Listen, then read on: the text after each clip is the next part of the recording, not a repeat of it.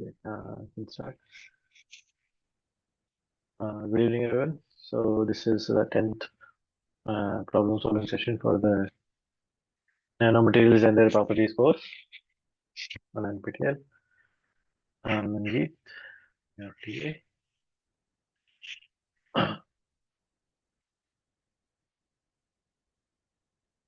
Yeah.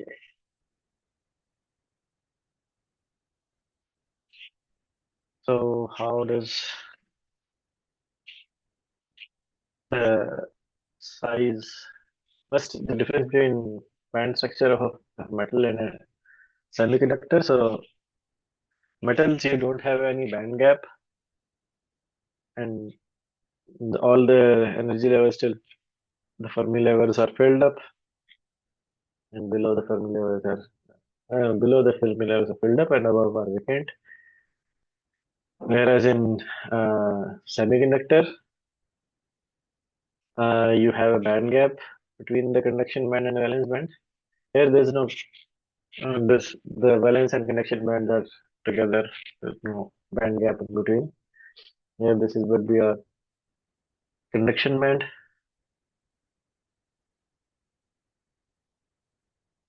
And this is your valence band. Okay. And there's a band gap in between. Now, semiconductors band gap is typically, I think, uh, below three, three to four, 3 to 4 electron volts. I think even 4 is touching. Below 3, above that, you fall into insulator regions. There's no hard boundary, but it's just how good of a conductor it is. Silicon has, I think, 1.1 electron volt. Some of the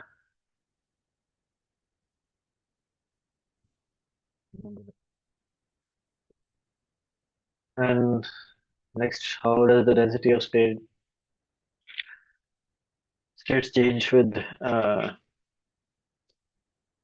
dimensionality?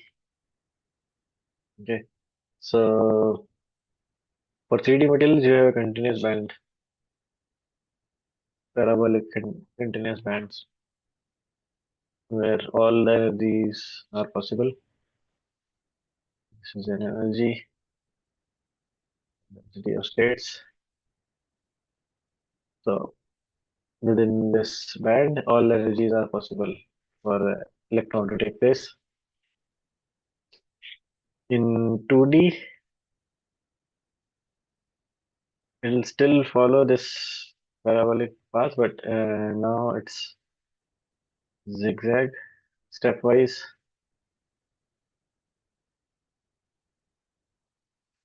Okay.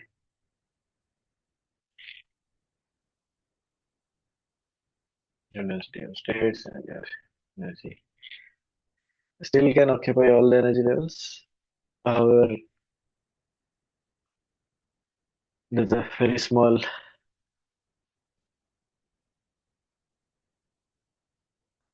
still has, but the energy levels are getting discrete a little bit.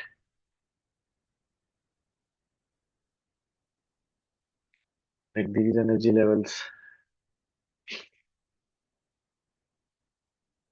and there won't be.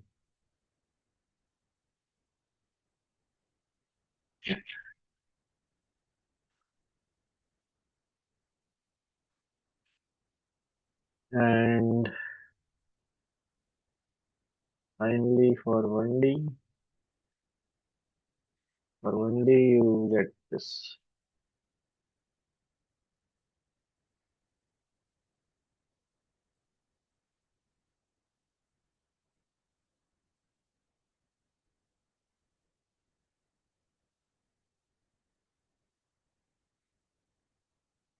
Again, this peaks will follow this parabolic path. Now, electron cannot occupy all energy states. So, the gap between them, right? And finally, in case of 0D, you get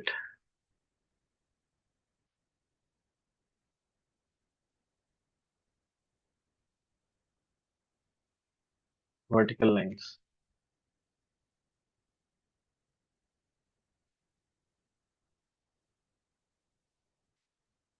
Where electrons can only occupy these fixed energy levels.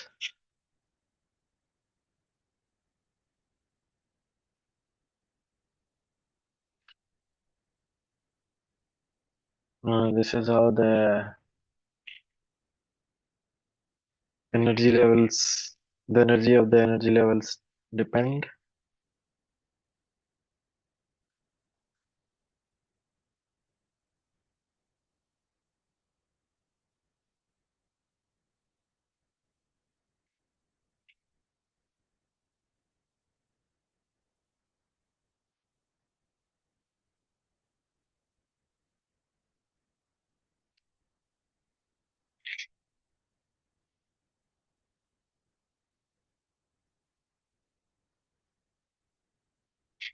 Uh, so this is how energy levels change with changing the size of the confinement. So, do derivation here.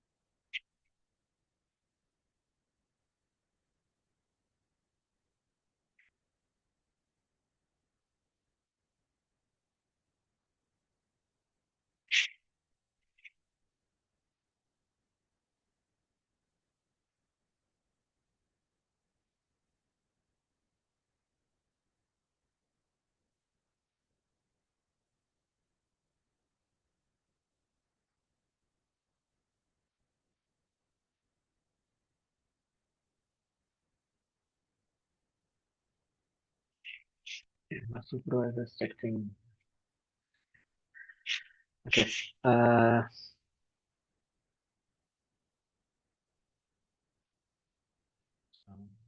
okay. So I'm going to do derivation for the particle in a box. So suppose you have an electron which is confined in this box. So here potential is 0, and here you have potential well. So here all this region has infinite potential. Okay.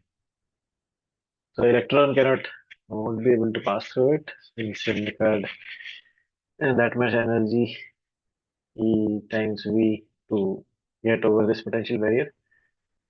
So it's infinite, so it cannot go over in this region. So this is 0 L. So your electron can only exist between these two in this area. Okay.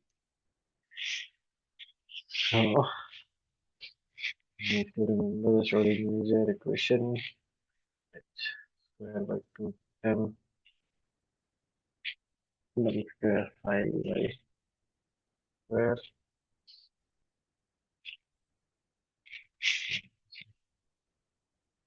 dx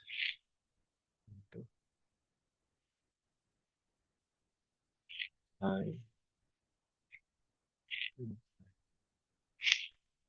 here psi is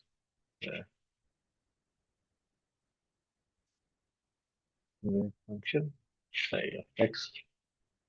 You're only considering one direction confinement. Okay. So if you just see the region between the two, 0 to L,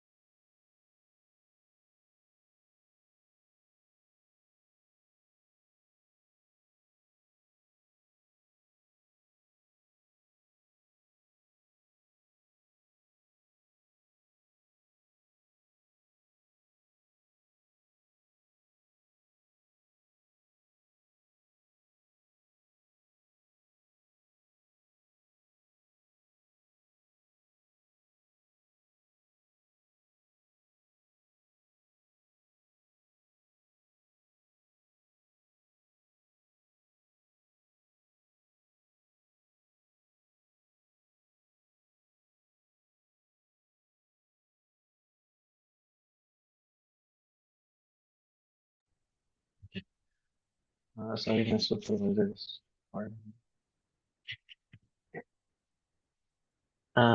So this is a particle in the box situation. So we have electron between these two. This is a potential well. Here the potential is zero here and infinite. But outside this potential well, we have this our Schrodinger equation. The total energy is equals to the potential energy and the kinetic energy. Okay. So phi is uh, phi is your wave function. The psi is function of x, psi x. Okay. So inside this potential, part this potential well, V is equals to 0, so this term becomes 0 since V is equals to 0. So we are only left with h square by 2m L square psi Lx square equals to E psi. And if you, this is a second order partial differential equation, and you remember this section, it's fine, but you can go over the solution of a Schrodinger equation, how they do cos kx. So this wave function satisfies this equation. Okay.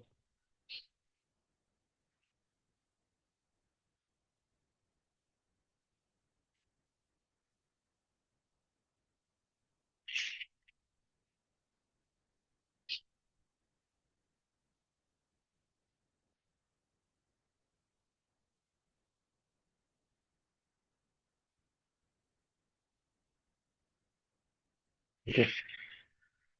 So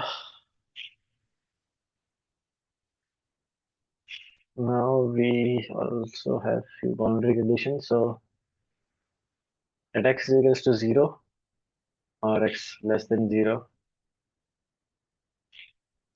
your wave function will be 0. Since electron cannot go, the particle, electron cannot go outside this box.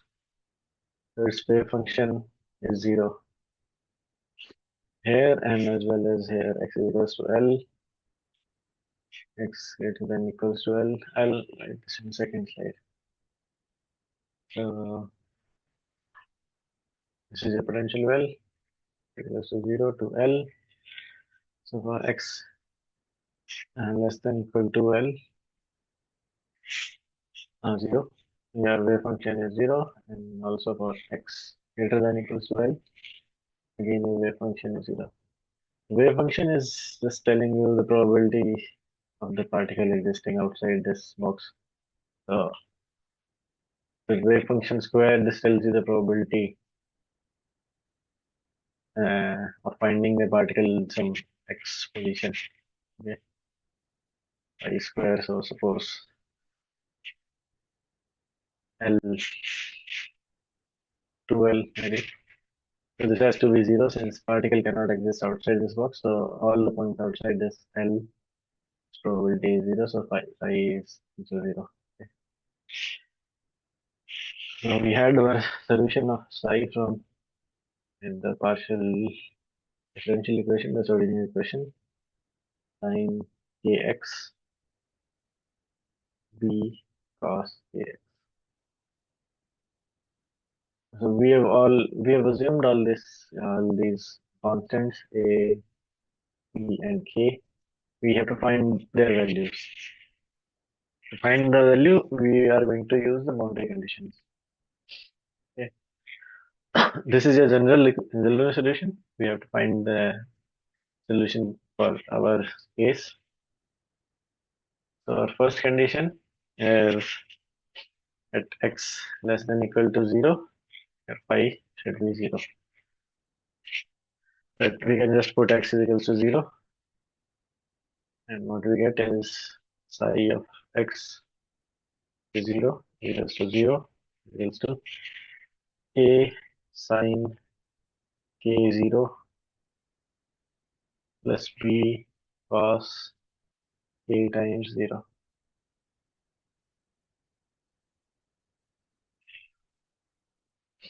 Sine of 0 is 0. Sine of 0 is, yeah, sine of 0 is 0. So we get b cos of 0 is 1. So b times 1 is equals to 0. So that means b is equals to 0. So we got our value of b. Okay. Now we use our second boundary condition.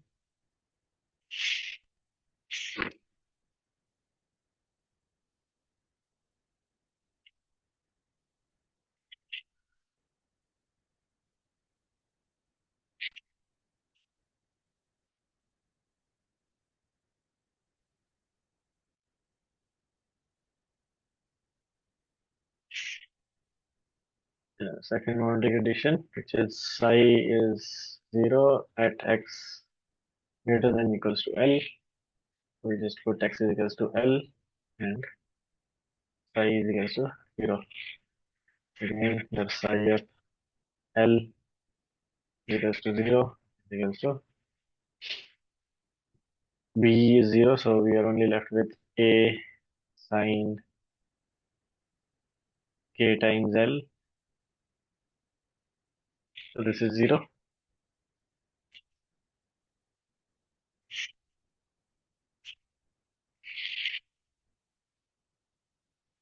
So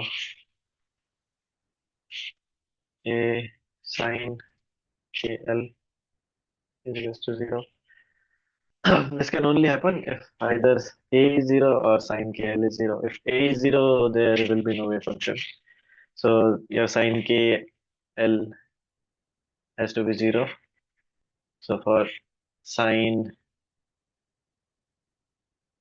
KL to be 0, your KL has to be uh, multiple of n pi. Okay. So your K is n pi by L.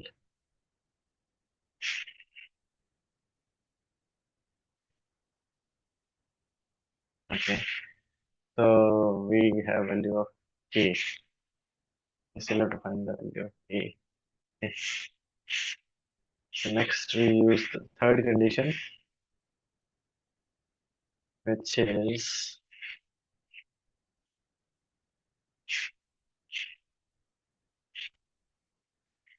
uh, probability of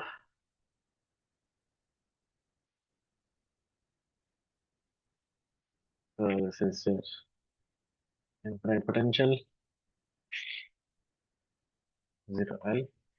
Probability your wave function, whatever it is, it will be a standing wave. The probability is given by psi square. The size integral of this psi square between 0 to L has to be equal to 1.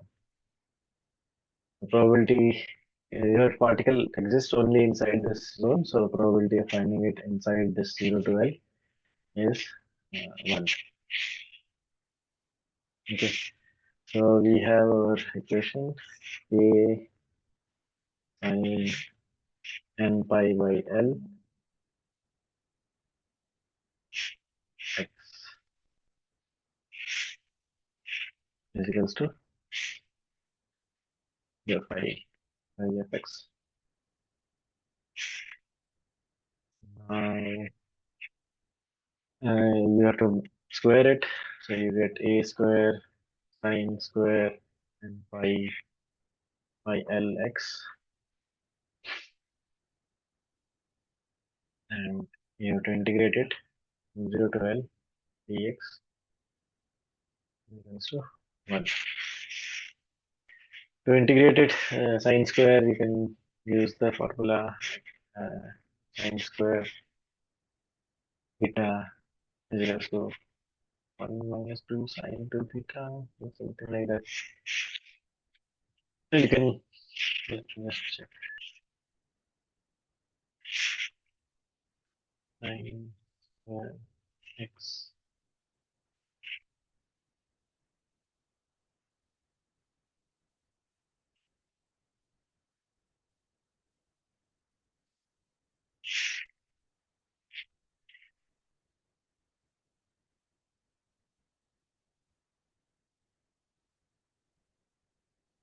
No, it's 1 minus cos theta. Okay. Cos 2 theta over 2. So substitute that value, do the integration of cos theta will be sine theta, and you do all the mathematics and you will get value A is equals to under root 2 by L. So finally we have our wave function phi is equals to under root 2 by L sine n pi by Lx. Okay. Now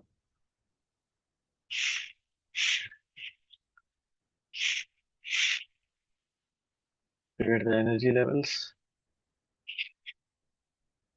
If you compare this equation, now you put this psi in your original Schrodinger equation,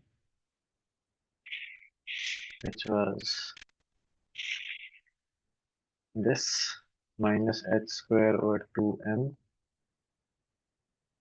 del square psi over del x square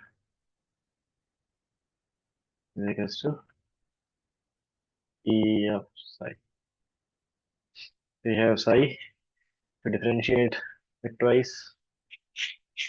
You'll get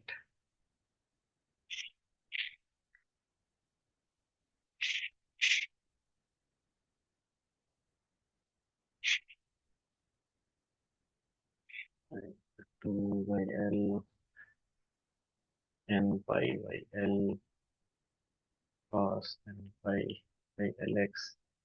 Differentiate it again. Dash 2 by L n pi by L square minus sin n pi by L. And on the other side, you just put the value. So minus h square by 2m. Here we put 2 by L. Sorry. Under root 2 by L n pi square sin n pi by Lx is equals to E times under root 2 by L. Sin n pi by Lx.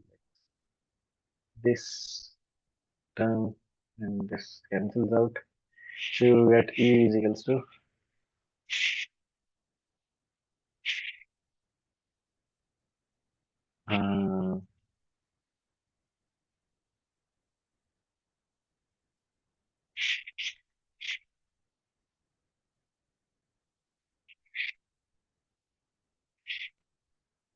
n square h square by 8 ml square. So here you do another thing. H square you replace it with h bar is h bar over 2 pi. H bar is equal to h over 2 pi. So if you substitute that here as well, then this pi will cancel out. Yeah, you're left with this term.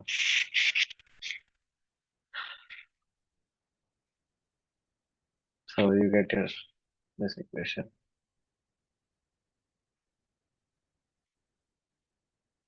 Oh, well, if you just convert it back to h bar square, you get this term in your nx square.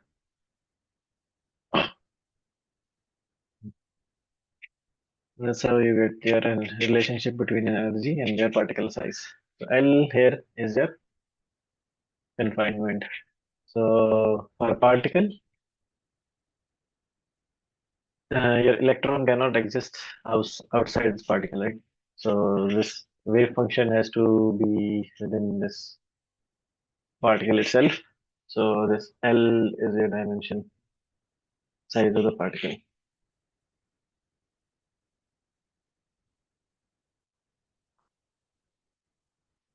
Okay. Next, thermal conductivity. Again, phonon also are quantized particles. As you change the dimension, they are also affected by the same Schrodinger equation. So the relationship is different. So overall, the trend is if the particle size d decreases, your kappa thermal conductivity also decreases. So this is for bulk platinum. You have high thermal conductivity, lambda or kappa, or you want to call it. And as you have smaller particle, 28 nanometers. So approximately this is the path as follows. So has definitely decreased. And if you decrease the particle size further, it will decrease even more.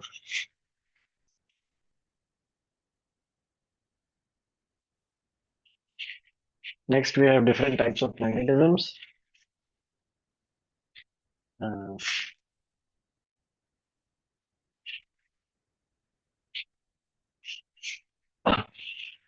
Depending on how the magnetic domains are inside in the particle material, you can have either diamagnetism or paramagnetism. Diamagnetism, there are no. So, if you have in the orbitals, all the electrons are paired up. You have your one in this S, your P, and the D orbitals. Mostly it involves D orbitals. If all the electrons here are paired up, there's no overall magnetic moment left, so your material is diamagnetic. If you have unpaired electrons, again, case of D, suppose you have the unpaired electrons, so it will have some magnetic moment and this will be paramagnetic material. Now, depending on how it behaves, uh, how the magnetic moments align with the applied external magnetic field, you can have ferromagnetic, ferrimagnetic, and deferromagnetic materials. Okay. For ferromagnetic, the three classes are ferromagnetic, antiferromagnetic, and ferrimagnetic. So, what are magnetic domains? So, inside your gray,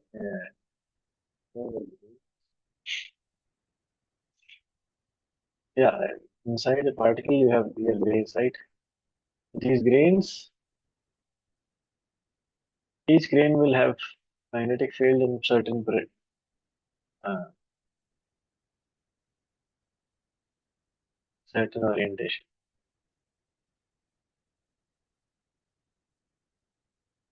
This we call as a magnetic domain.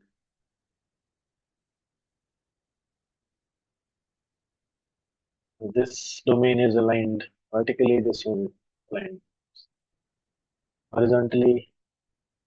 Others may be at some angle. So all the domains are aligned randomly.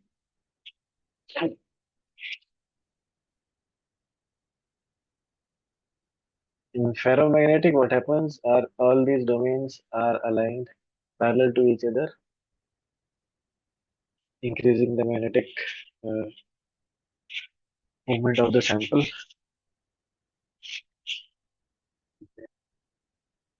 Whereas in antiferromagnetic, alternate domains are arranged such that they cancel. There is a domain it this way. The next domain will point it exactly the equal way. Equal the magnetic um, strength of the domain is also equal.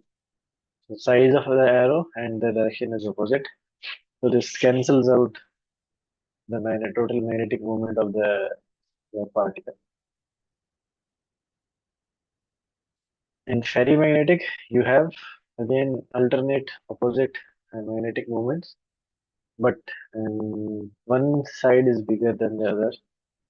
So there will be overall magnetic moment, but it will be lesser than your ferromagnetic case, but it will be more than antiferritic. So antiferromagnetic ideally will have zero. This will be somewhere.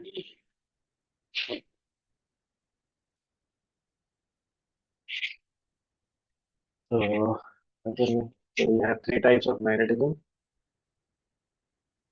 Diamagnetic, even though they have all the electrons are paired up so you don't have any magnetic moment. But when you apply magnetic field, so this x-axis is your applied magnetic field, and this y-axis is magnetic field induced inside the particle.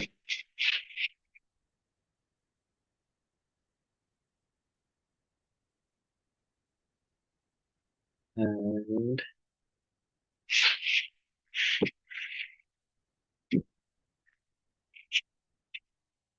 X is your susceptibility.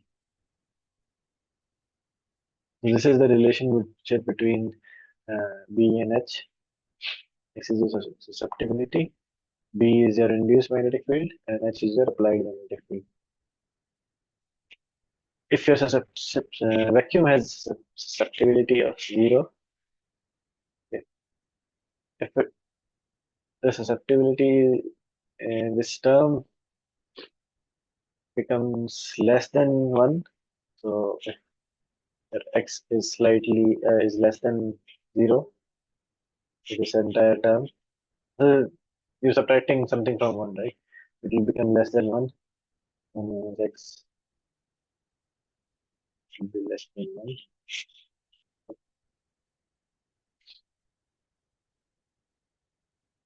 So that is case of diamagnetic.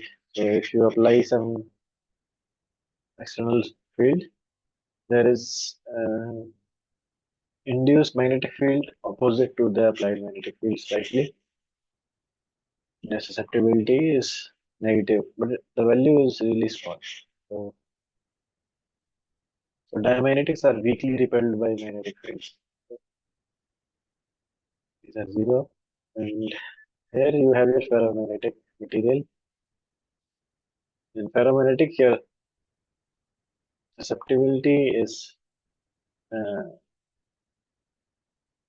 much larger than 1. So in these terms, these materials, iron oxide, nickel, iron oxide, you can have susceptibility is like 10 to the power 6. And for this is for ferromagnetic materials. And for paramagnetic, you have slight magnetic field, slight attraction to your applied magnetic field, and susceptibility is close to 0. It's positive, but close to 0, slightly distant from 0.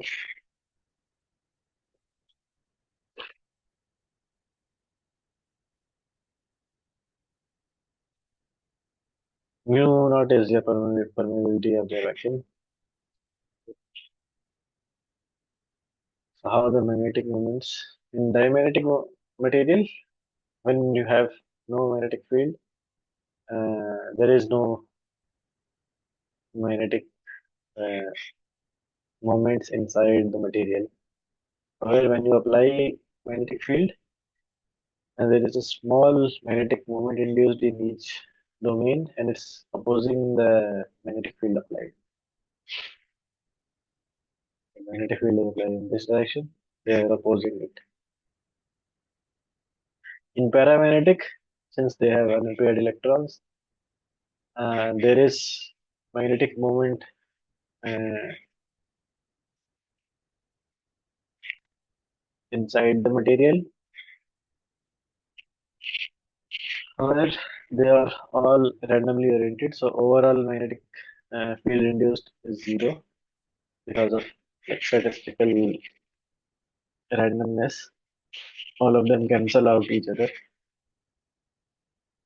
But when you apply a magnetic field, they kind of align, somewhat align with the magnetic field applied and are attracted to.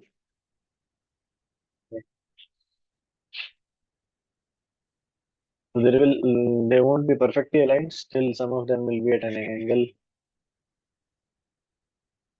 But in ferromagnetic, even before you apply external magnetic field, they can have their magnetic moments aligned, you know, particular direction, it will have their own magnetic field.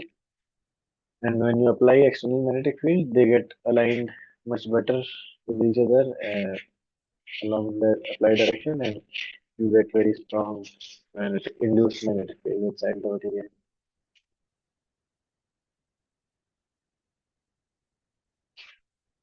For ferro and ferromagnetic materials, the magnetic moment aligns with the applied magnetic field. So here you also see this hysteresis.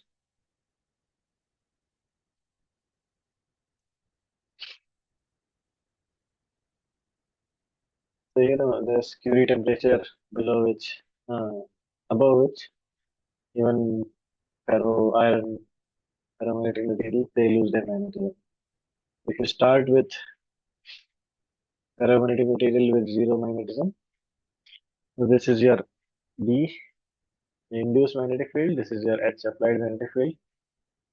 If you have no magnetic field induced and there is no magnetic field applied, you start with origin, right?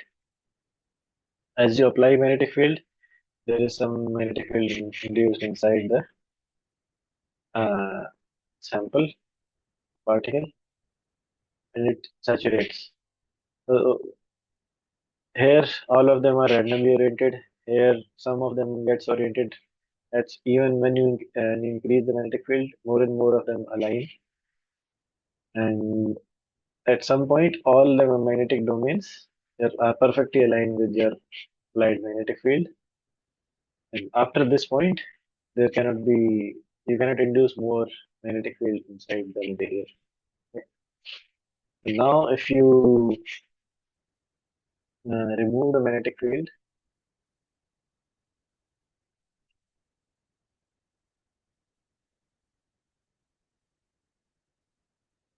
now if you remove the magnetic field, it will follow something like this. So you're reducing the magnetic field, and at this point, your external magnetic field is zero. But still, there will be some magnetic field induced inside the material. So inside the material, there will be magnetized. So now your material is magnetized. Now to unmagnetize it, you need to apply an opposite field. So in this situation, it will be something similar to this. There will be magnetic moments. More or less, they will be aligned in some particular direction. So there's a magnetic field inside the material. To cancel this, you need to apply an opposite magnetic field externally. So you go down to negative values,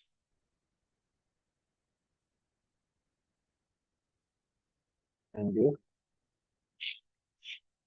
it's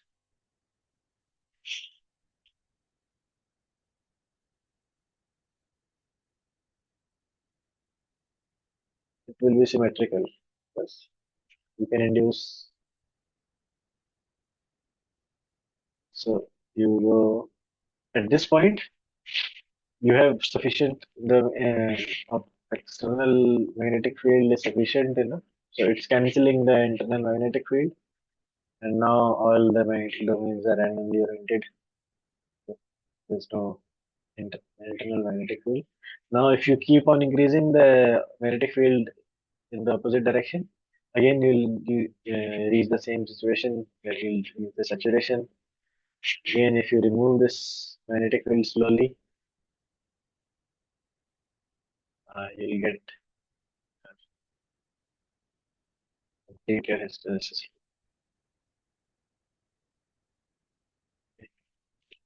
Geez, this is the path you took.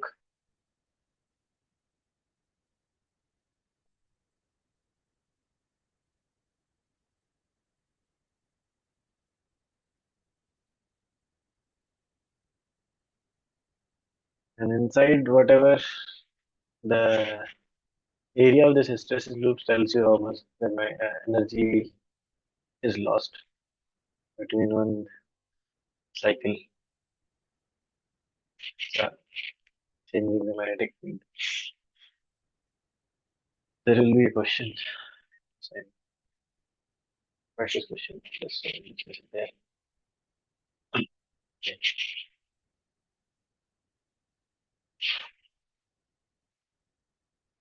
So these are all definitions. So check what are Q device temperature, what is mean temperature, what is Dubai temperature. So when an antiferromagnetic material becomes paramagnetic, this transition temperature is called mean temperature. Antiferromagnetic is alternate domains, right? And you heat it, uh, they become randomly oriented, okay, cancelling the magnetic field inside. That is mean temperature.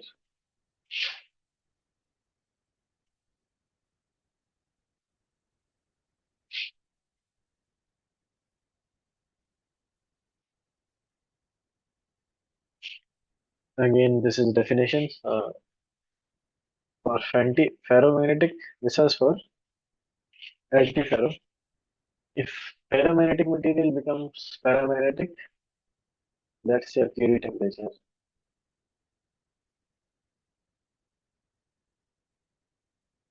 More famous of this. So magnetic materials are like iron, iron oxide, magnetite, if you heat it beyond a point, it becomes non-magnetic.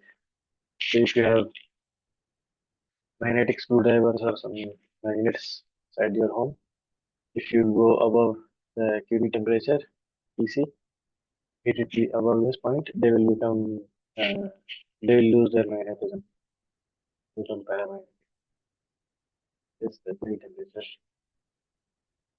Curie temperature for cobalt, in this information you have to find online, is around 1100 degrees Celsius, so which is around close to 1400 Kelvin.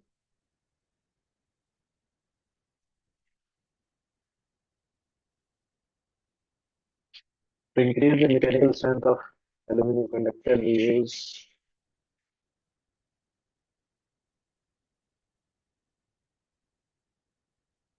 usually use reinforcement.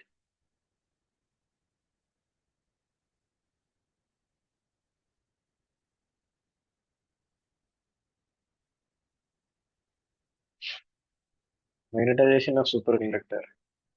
So in superconductor, what happens is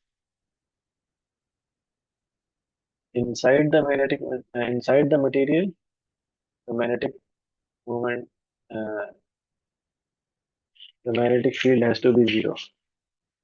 So if you have external magnetic field in this direction equal to H, there will be a internal magnetic field which will be opposite minus H, so that the total magnetic moment inside the material is zero. So there's a induced magnetization is equal to minus H. So total magnetic uh, field inside should be zero. So the external H external plus H internal has to be zero. So whatever external magnetic field you apply, the internal will be opposite.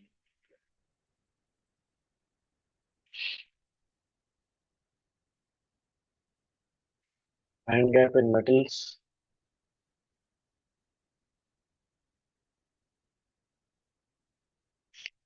So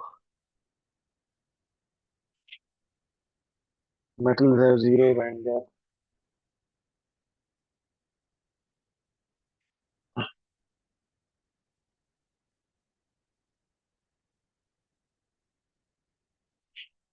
If you remember band structure for semiconductor and insulator, you have your conduction band and their valence band. And there's your band gap delta Eg. For metals, conduction band and valence band are inside each other.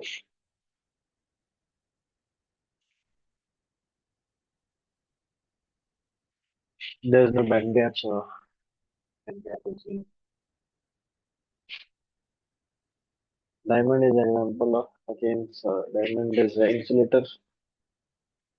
It has a big band gap, so it is not a good electrical conductor. However, as you remember, thermoelectric kappa has two components: kappa lattice and kappa electronic. Electronic is due to electrons, so if its material is conductive, like in metals, you have both lattice and electronic component. However, for diamond, since it's insulator, there will be no electronic component, just the lattice component, and it has very high lattice thermal conductivity. So it's a very good thermal conductor.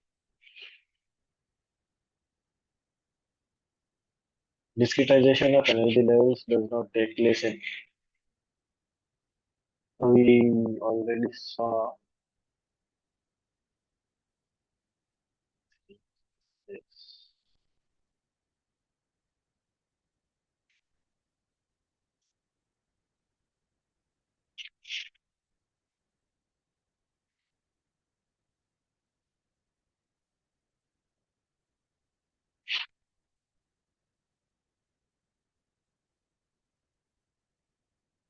So only in case of 3D, you have a continuous band structure.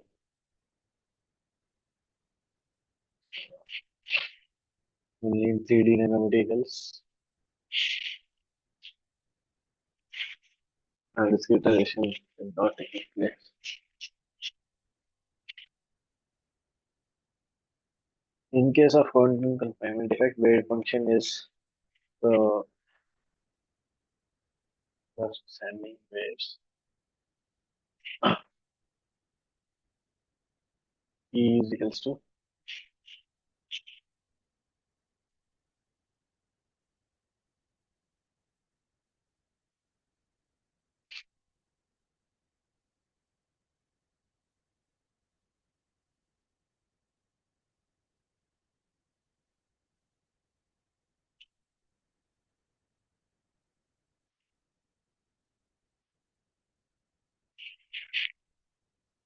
E was equals to m square h square of 8 e square.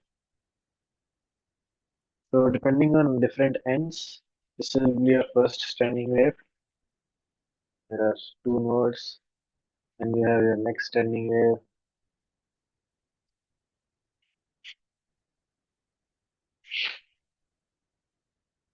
Plus 1, 2, and 3 nodes.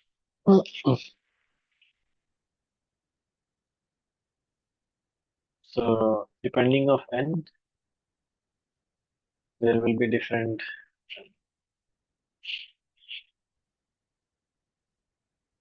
standing waves forming. If you remember, energy uh, is function of is dependent on inversely proportional to wavelength, right? For both for electron and photon, the probably wavelength. So in first case, you have the lowest energy since the wavelength is longest. Second, n is equals to 2, wavelength is equal to your L. First one, the wavelength lambda will be equal to, so for n is equals to 0, n is equals to 1, your wavelength lambda will be equal to 2L, n is equals to 2, and lambda will be equal to L on V lambda, V lambda, V by 2, so on. So the wavelength is decreasing, so energy is increasing. Yeah, these are all the energy levels that particle can take place. So it will form a standing wave inside this uh, confined potential well.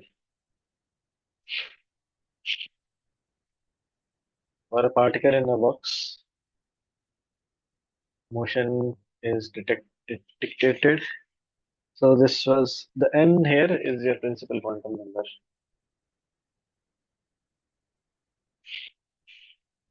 E is equals square 8 pi.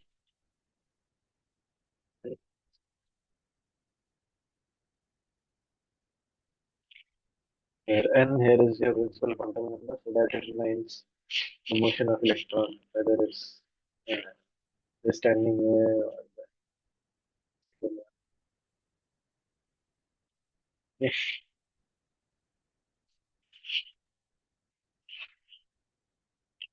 What will be the pattern of density of states as function of energy for a thin film? A thin film, as you know, is 2D material, right? Solid. For 2D material, the density of this is for bulk. For 2D, this is excitation. So step by step function. Okay. This is for 3D, 2D. This was for 1D.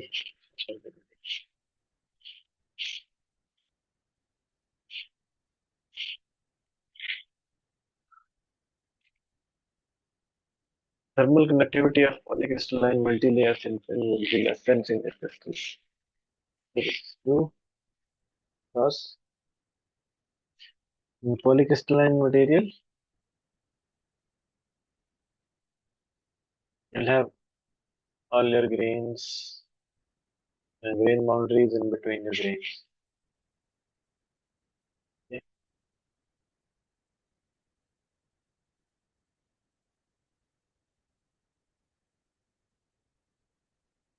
All these grain boundaries will scatter your phonons and electrons, thus reducing thermal conductivity.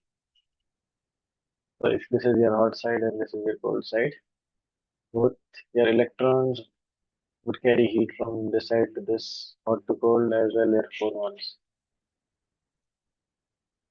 And that is vibration. But whenever they will encounter this grain boundary, they will get scattered and that will reduce your thermal conductivity. Due to quantization of energy level, electron can no longer stay at all the energy levels. This is true, as you remember this example. Only in case of bulk, there is no quantization, so electron can occupy any value inside this zone.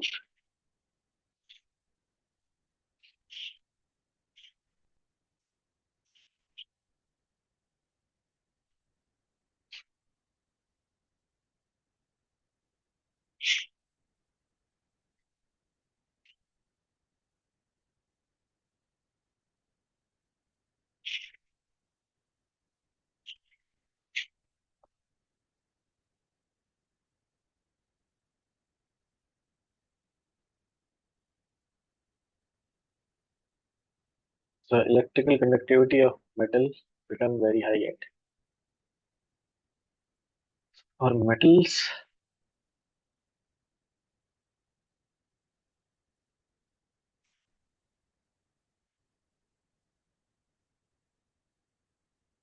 electrical conductivity and the temperature. Generally, as you heat it, as you cool it, the thermal conductivity decreases. But at some point,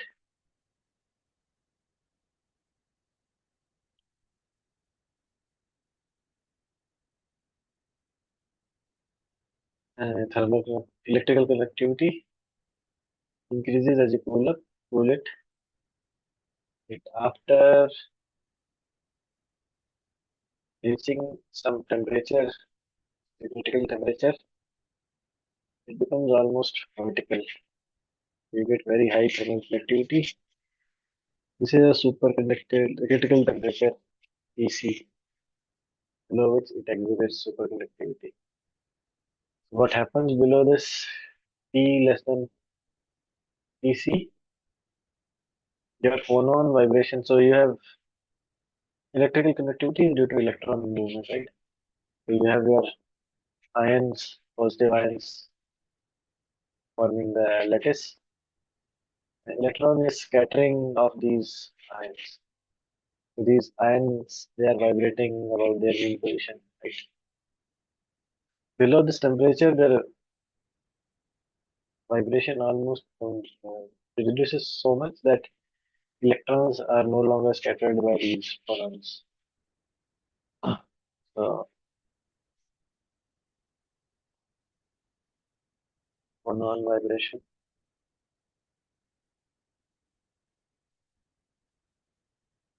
is this. Phonon is just vibration of these uh, positive ions. So this electron is getting scattered by the phonon, but for this critical temperature, their phonon vibration becomes very small and electrons are no longer scattered by the phonon. You get very high electrical conductivity at extremely low temperatures.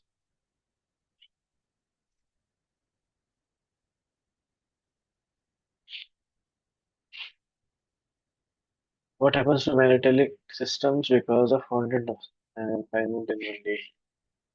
So for metallic, they can behave insulator, but the metals, they do not have any band gap or conduction band valence band or shining each other. Or if you go down to 1D, 0D confinement, there will be discretization of these band gaps. So your valence band and the conduction band will have large band gap and they will behave as an insulator.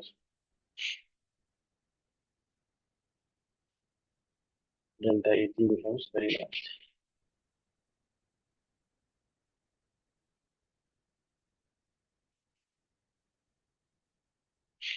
What kind of interaction involve neighboring magnetic moments? So this, if you remember from the lecture, this is exchange interaction with two magnetic moments.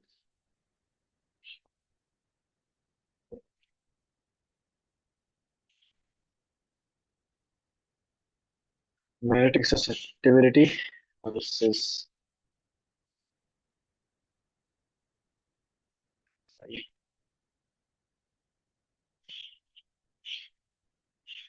so for free space susceptibility psi is equals to 0.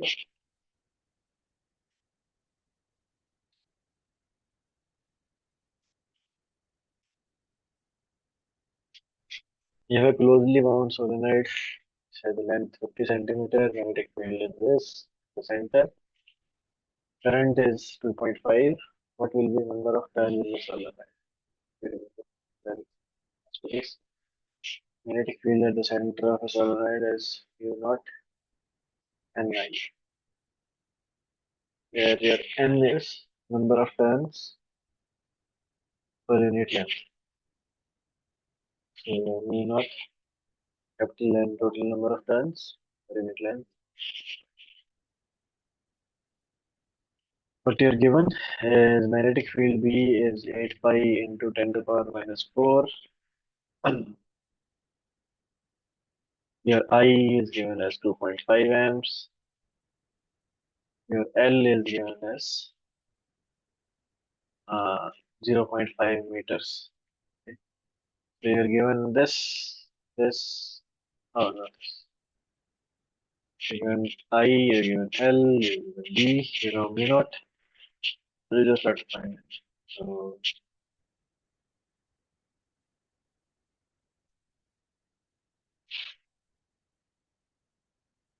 uh, yeah, P is equals to mu naught and I over L. B is given as 8 pi into 10 to the power minus 4. Mu naught, that is 4 pi into 10 to the power minus 7. So you just put the values 4 pi into 10 to the power minus 4 is equals to 4 pi to 10 times current is 2.5 divided by L. This cancel, you get 2. This 2 times so there 2 into 10 to the power minus 4 or 7 and 5.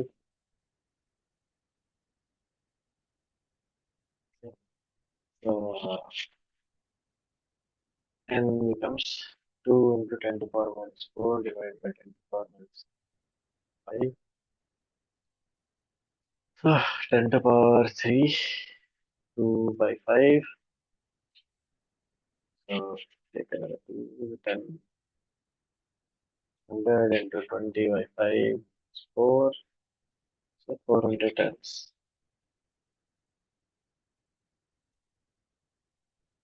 So 400.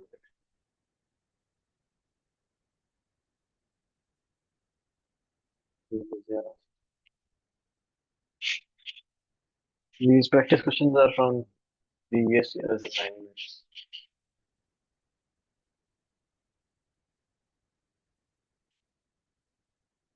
State whether the following statement is true or false. Magnet used in transformer core has very high cohesivity. So cohesivity was that area under the hysteresis loop. Uh, you have your hysteresis loop.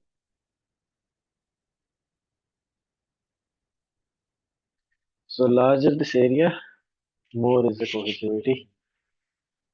coercivity. H E. So for transformers, you want as low as coercivity you can.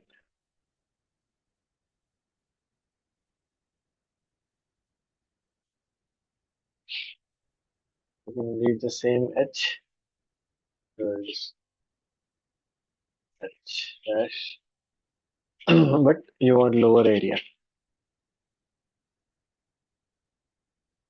because all the area inside this loop represents your energy loss. Every time uh, transformers use AC electricity, alternating sine wave, right? Every time the sine wave, your current changes direction, your magnetic field induced inside the transformer is changing. Every change in the sine function will lead to some loss as heat inside the transformer core. So larger this value of coercivity, the more will be heat loss. Uh, Ideally, we want low coercivity.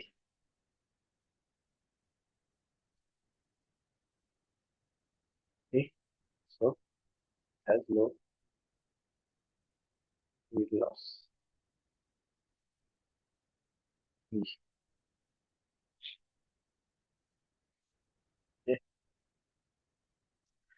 Okay, let's quickly discuss this assignment. Last week's assignment. Primary mechanical properties of material is determined by the stress strain curve.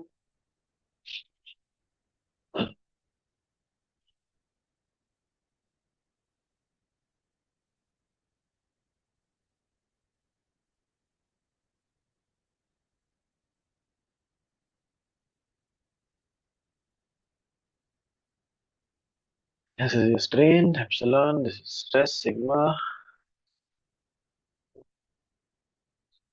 So this is your yield point. sigma yield. This is your fracture strength, fracture,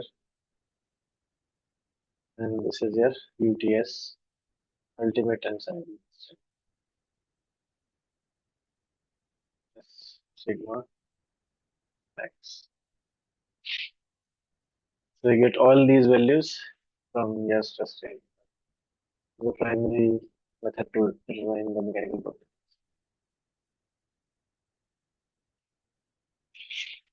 And if you know the shape of the sample, it's the dog bone shaped.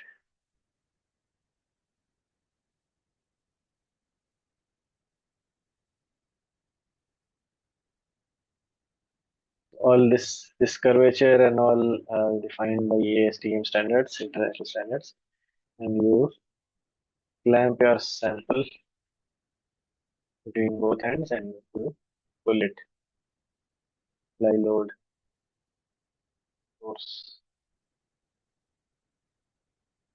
There's a strain gauge which measures the change in this length.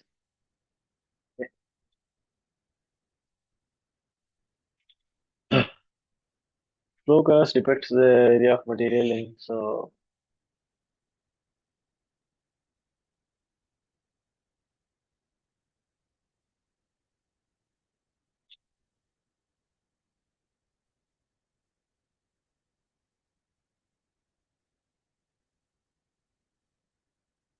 uh, strain this.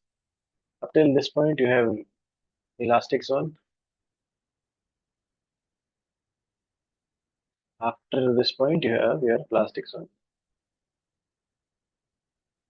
Plastic zone because once you remove the load, remove strain, and there is a permanent deformation inside your material, plastic deformation. So this flow curve lies to this plastic region, and it's the relationship between photo.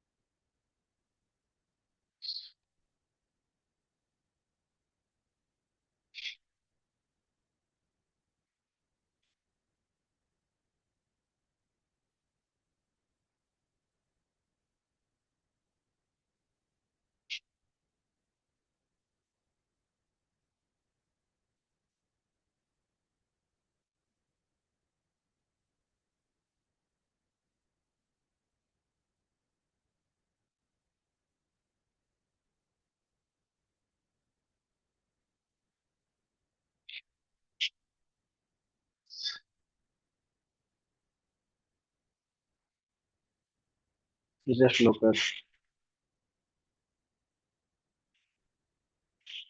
So plot between true stress and true strain as relationship sigma is equals to A epsilon 2 power n and is just strain hardening coefficient.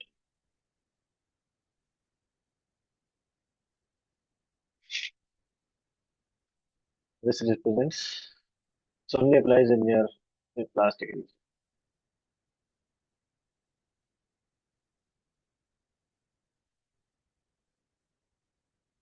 That's what they do uh, for strain hardening.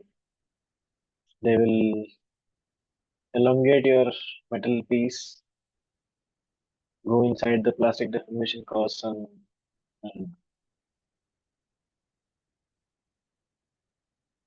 permanent deformation. So what will happen if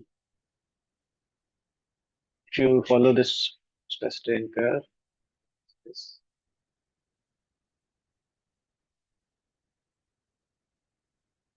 if you go up to this point and you reduce the degree, remove the stress, what will happen? Your material will follow this straight line parallel to your initial slope of this elastic region here. But this time, what will happen? Your plastic zone starts from here. Plastic deformation starts from this point. So you added this much strength to your material now before you get permanent deformation. So if you had used your pure like material, uh, it's like initial state, state one, you can only go up to sigma yield one. You can go up to sigma yield one. If you apply more load or go apply more strain than this value, you'll get plastic deformation. Okay, after that. However, if you now strain harden the sample already gone to this level and come back, now your S prime has new yield strength of y2, sigma y2, sigma y2 is more than sigma y1. So now you can go to higher strains before your materials starts a plastic deformation. You in your some bridges or whatever component you have, bridges will have load on them, the truck will pass over them, the bridge, it will have some elastic deformation, but you don't want any permanent deformation inside your bridge, so you want to stay within this elastic region. So if you already apply some strain, plastic deformation to it, you can increase the strength, that's strain hardening. In crystalline material, dislocation is characterized by this is Mercury vector.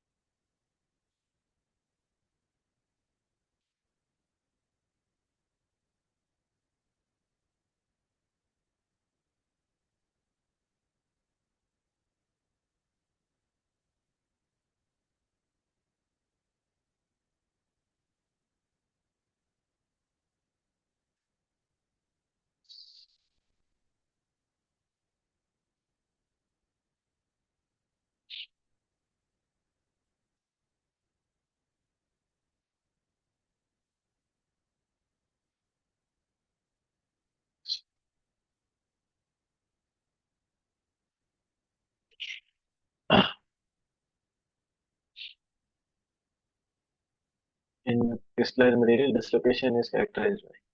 So this is how much the material has dislocated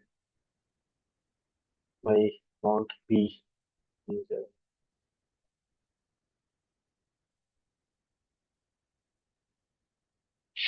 This is the direction, dislocation line, and amount of dislocation is equal. State whether the statement below is true or false. If grain mounted material does not allow dislocations to move forward, the material becomes strengthened enough. So yeah, this is true. As you remember, there's pile up of dislocations at the grain boundary. Why was this pile up happening? Because yes, orientation of the slip plane will be different. So due to grains have different crystal orientation, right? Depending on crystal orientation, you'll have your slip plane. Okay. Slip plane are where the dislocation movement has the least energy.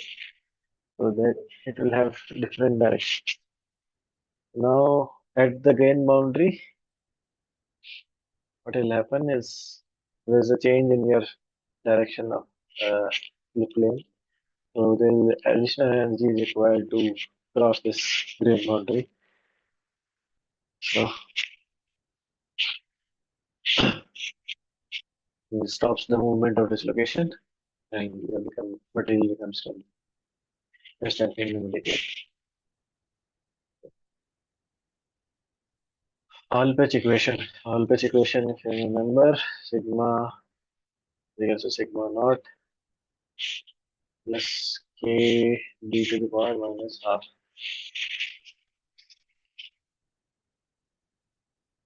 So this is your yield strength.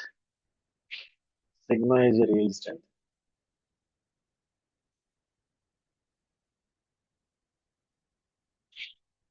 This is for bulk. This is for an material with some grain size D. So grain size to yield strength.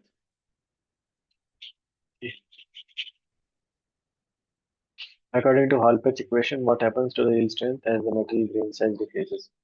So sigma is sigma naught a to the power d derivative. As d is decreasing, this whole term is increasing, so your sigma is increasing. Sigma and d are inversely proportional to each other. Welcome to they are inversely proportional, so as you're decreasing grain size, your yield strength is increasing.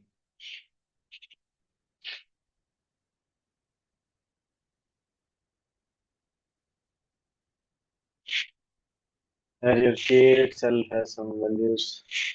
K is 2 f star e over e to the power half.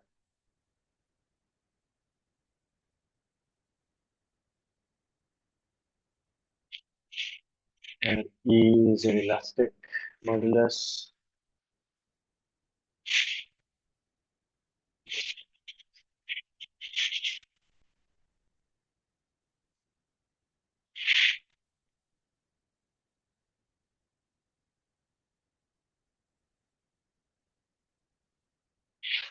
E is elastic modulus. This full stress beyond which your uh, dislocation can jump from one strain boundary to another. Stress E is constant. B is a Berger vector. B is again size.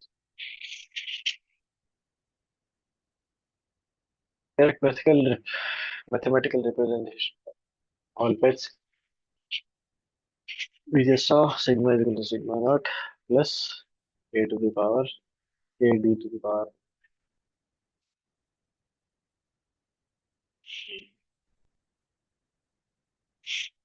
after plus half times c.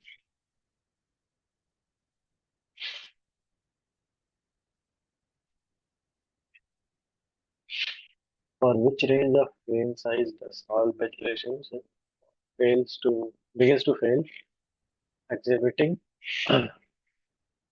inverse all patch effect.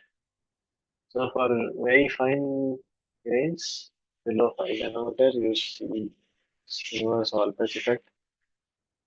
Uh,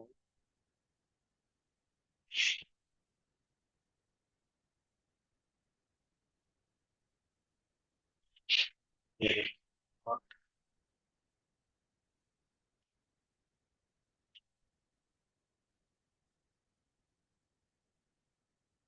so this is ah, so this is where breakdown starts to happen, but this is at around 5 nanometer. After this point, your strength actually starts to decrease, hardness decreases. So that's the inverse All-Pitch effect. So we are going down the particle size still. Yes, uh, materials yield strength is decreasing. So what's happening is now your grains are very small and only a single dislocation can exist inside it. So there's no back uh, back force generated by dislocation piling up. So now the uh, dislocation piling up cannot happen. It's the grains are so small. So remember, for a large grain,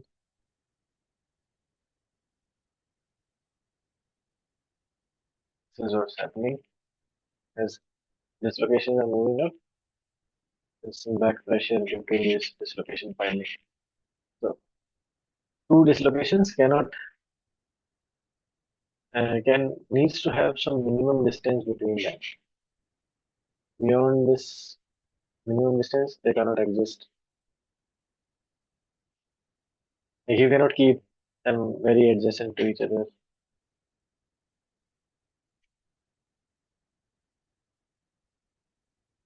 They don't like that. So yeah, there should be a minimum distance. So if your grain size itself becomes comparable to this minimum distance, then only grain, one dislocation can exist inside the grain. So for very fine grains, in this line, you will find you see this inverse Hall patch effect. Why the Hall patch equation breaks down below a certain grain? You saw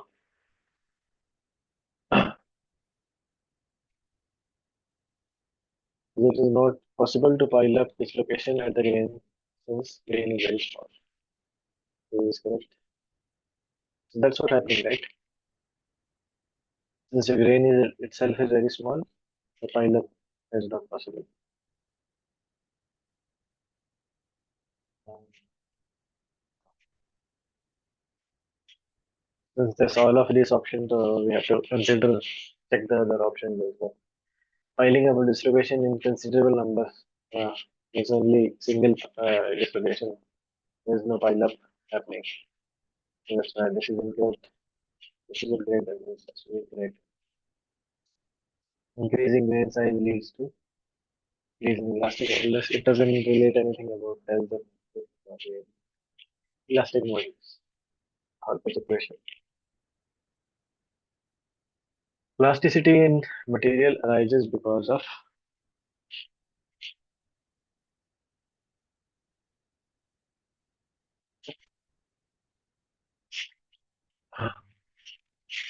so that's what's happening.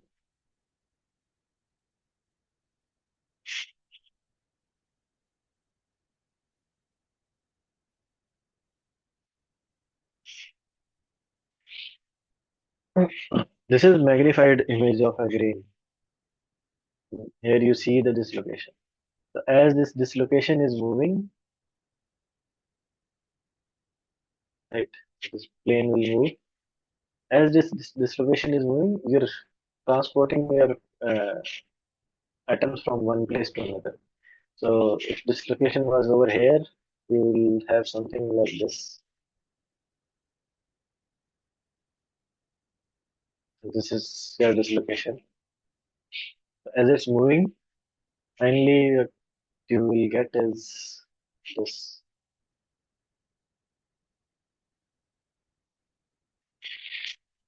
So your material has deformed. So from there will be some dislocation form generation at this end and get transported to the other end. So dislocation generation and movement in material is cause for the plastic deformation. The plastic deformation is just you breaking bonds permanently, deforming material.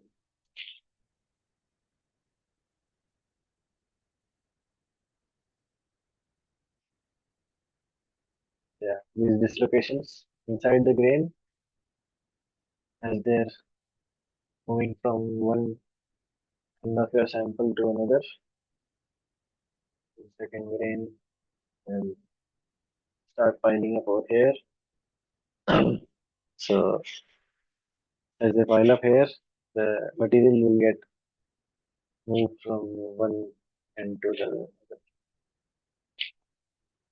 Okay. In 2D nanomaterials, quantum confinement happens in. So if it's 2D,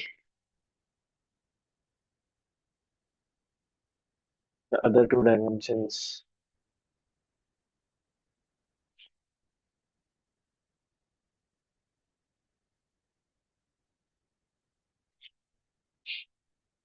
x, sorry, y and z is x. X is only less than 10 nanometers. So for quantum confinement, it will be very small, than 10 nanometers. So in 2D, you get only confinement in only one direction. So the two dimensions are very large. So this is simple. Yeah, so the last question. Any doubts about any of these? Yeah, 10th assignment due on first, right?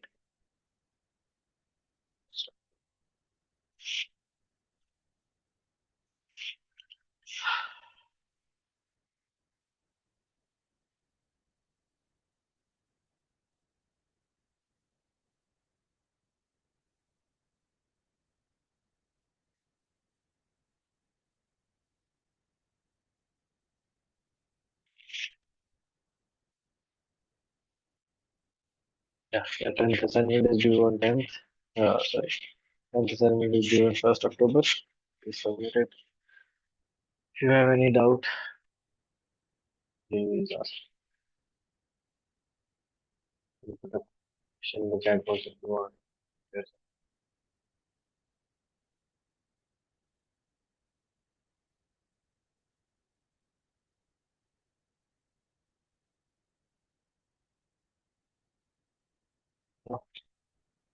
Okay. Uh, Thank you for attending. See you all next week. Bye.